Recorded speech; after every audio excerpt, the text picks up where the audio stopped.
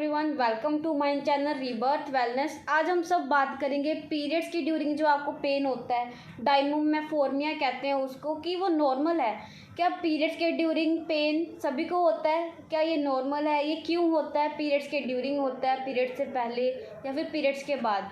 देखो, पीरियड्स में जो पेन होता है वो नॉर्मल है, बट ये सभी को क्यों नहीं होता? क्योंकि उसके पीछे काफ़ी सारे रीजंस हैं। वो क्यों? किसी को हैवी ब्लीडिंग के कारण पेन होता है, किसी को रसोली का इश्यू होता है, किसी को पथरी स्टोन्स का इश्यू होता है, गुर्दे में या पीते में पथरी होती है तो इश्यू होता है।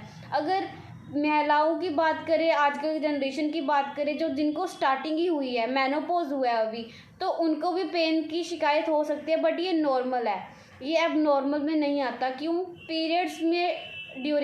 पीरियड्स के ड्यूरिंग या पीरियड्स में पेन होना इट्स नॉर्मल। वो क्यों? क्योंकि पीरियड्स के ड्यूरिंग जो हमारा मेंस्ट्रुअल साइकिल है उसमें हार्मोन्स चेंज करते हैं। हमारी जो पेल्विक लोअर एब्डोर्मल है उसमें से जो यूट्रस है, यूट्रस की लाइनिंग चेंज होती है। अगर काफ़ी थिन लाइनिंग है आपकी तो पेन ज़्यादा होता है, तो ये नॉर्मल है। इसके लिए आपको कोई ट्रीटमेंट लेना, अगर ज़्यादा ट्रीटमेंट हो रहा है वो आपके पेन के ड्यूरिंग ही ले सकते हैं आप। यूजली जो डायनोमेफोर्मिया है वो पीरियड्स पेन कहलाया जाता है, जो कि पीरियड्स के ड्यूरिंग हमारे मेंस्ट्रुअल साइकिल को लेकर क्रैम्प्स पड़ते हैं, मेनोपॉज हो जाता है। और ऑनसेट अराउंड द टाइम, अगर हमारे पीरियड्स इरेगुलर हो रहे हैं, डिलेड हो रहे हैं, आगे पीछे हो रहे हैं, काफ़ी इशू आ रहा है, 1 से 1.5 मंथ के बाद आते हैं हमें, तो हमें पीरियड्स पेन यूजली हो जाता है। वो कहाँ पे होता है? पेल्विक लोअर एब्डोमेन में, जो हमारा लोअर एब्डोमेन पार्ट होता है उस वहाँ पे ज़्यादा पेन होता है, क्रैम्प्स पड़ते हैं स्टमक में during the menstrual cycle period. क्या क्या पेन्स होते हैं, कैसे कैसे पेन्स होते हैं? जैसे कि बैक हेड पेन होना, बैक पेन हो जाता है, हेडेक होने लग जाता है, लेग्स पेन होती है और क्रैम्प्स पड़ते हैं, मूड स्विंग्स होती हैं, काफ़ी सारे इशू आ जाते हैं।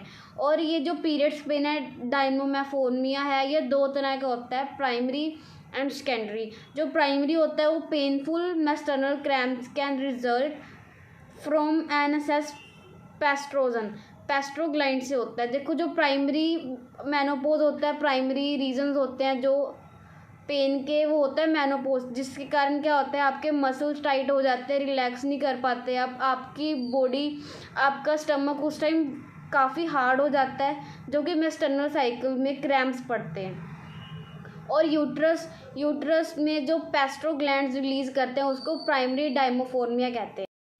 अब बात करेंगे सेकेंडरी डायमोमेनोरिया के लिए। ये होता है, कंडीशन पे डिपेंड करता है, हमारे यूटेराइन पे, फाइब्रोसिस पे, यूट्रिन एंडोनेसिस पे और पॉलीसिस्टिक ओवेरियन डिसीज से।